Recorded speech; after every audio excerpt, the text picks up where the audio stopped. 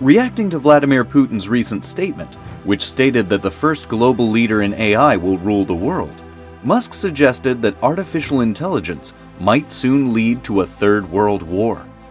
This statement created quite a buzz, so hold on to your seatbelts as we unwrap the story behind Elon Musk's terrifying warning for Russia. Let's get started. Musk's warning to Russia. The first half of November 2021 witnessed Russia's military testing for their anti-satellite missiles. This event led to the formation of a cloud of debris in space. Even though the test was carried out at an altitude of 500 meters, it still managed to obliterate one of the Soviets' own Selena D-class missiles, which was up in orbit since 1982. Instead of enforcing proper safety measures, the Russians instructed the astronauts at the International Space Station to take cover in their docked ship. In response to these irresponsible actions, the US government labeled the actions hazardous and reckless. In response, the Russian Defense Ministry refuted the charges. It accused the United States of hypocrisy, given the fact that China, India, and the United States had all tested debris-generating anti-satellite weapons. But there was one man who had the foresight of seeing this issue as one bearing a global threat. Elon Musk stated that if such rivalry and rapid developments continue to sustain, then the world would witness World War III in no time. China, Russia, soon all countries with strong computer science. Competition for AI superiority at national level most likely cause of World War III in my opinion, Musk tweeted. And not just any war, we're talking about one filled with AI-based robots. Who knows, the Terminator franchise could even come to reality.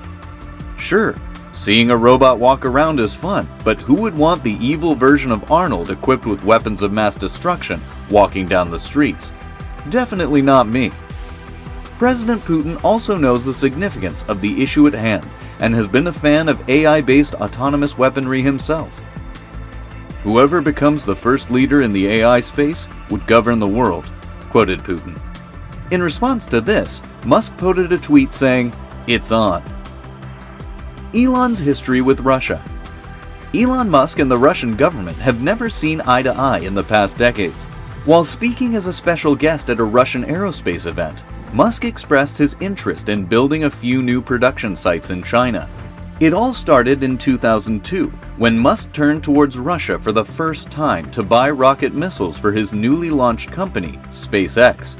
Since rockets used to be pretty expensive in the States at the time, and Russia's space program was also quite underfunded, Musk flew to Russia to collaborate with their officials. His initial joy turned into dismay when these officials started to increase the prices of rockets every time he met them. One of the designers even went as far as to assault Elon Musk and spat on his shoes. They stated that their rockets were a technological marvel and not some form of amusement for wealthy capitalists from the West. After this, Musk never looked towards Russia again. But the future had some other plans. Now seeing how far the sharp-witted billionaire had come, Russian Space Agency's head, Dmitry Rogozin, reached out to Musk and said he would be more than happy to work with Tesla and asked Musk to join him for a meeting. The same official earlier used to believe that Musk's company, Starlink, was a potential threat to the military security systems in Russia. Why is Starlink a threat to Russia? The satellite-based internet company, which aims to solve the network crisis throughout the world, was labeled as a potential threat to the Russian military systems, and even their citizens for that matter. Much like any nation, the Russian military has plenty of rockets that rely on coordinates sent by Russian satellites in space to reach from one point to another. The same holds for many of their fighter jets and S-500 trucks. Seeing that Starlink has closely worked with the government of the United States, Russian officials suspected that Starlink satellites could be used to intercept the coordinates of their weapons during warfare. Imagine shooting at your enemy only to see the bullet make a U-turn and come towards you instead. Who wouldn't be concerned? Russian officials also stated that the internet services offered by Starlink could be a weapon to induce anti-nationalist agendas in the minds of the people who use it. They think it can be used to control cruise missiles, control special forces, recalibrate flight tanks, and even serve as an agent network across the Russian terrain. Thus, it should come as no surprise that the Russian government is totally against Starlink. They even penalize the individuals who are found using any service from a brand that works in a close ally with the United States military. More about SpaceX. SpaceX is the brainchild of Elon Musk, which was founded in 2002. Elon's initial vision with SpaceX was to be able to take humans to Mars. Over the years, SpaceX has achieved plenty of milestones, including one where they launched NASA astronauts into orbit. The story of how Elon started SpaceX is somewhat motivational. You remember how we talked about Elon's bad experiences in Russia, right?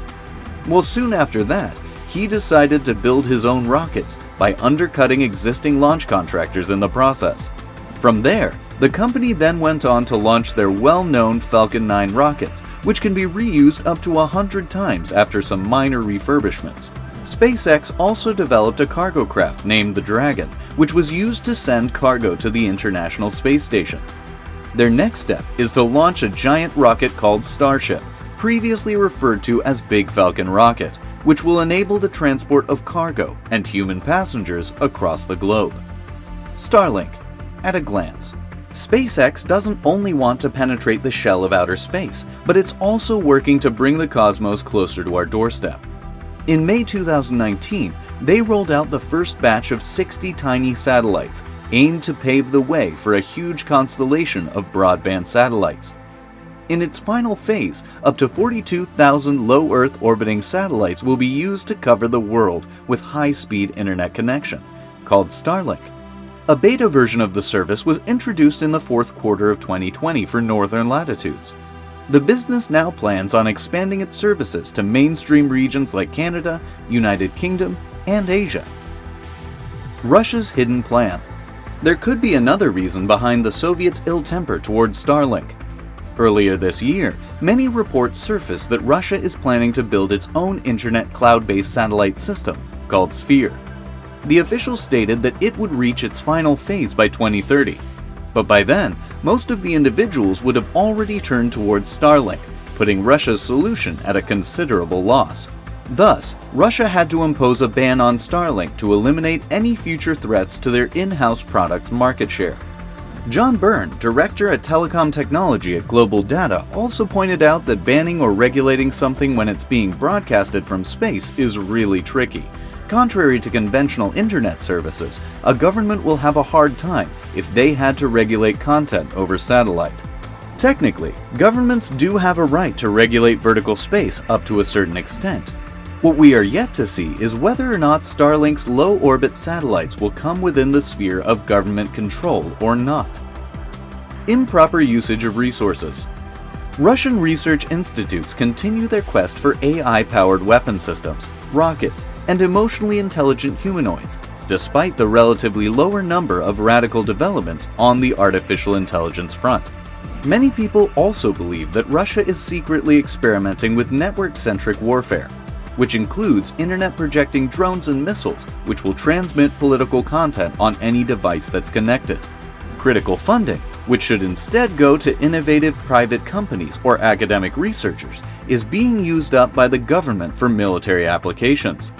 The situation has been so bad that even Russian venture capitalists have to look outside their country if they want to filter out good AI opportunities. Verdict. All in all, this has led to people believing that Musk was right to quote that China is not the only potential threat to the United States when it comes to AI-based warfare. Russia's secretive AI could showcase its capabilities when the time comes. The real question comes down to this: could Russia's claims against Starlink really be true? Or is it just another political propaganda to take the spotlight off their secretive operations? Let us know your opinion down in the comments below. Thank you for watching.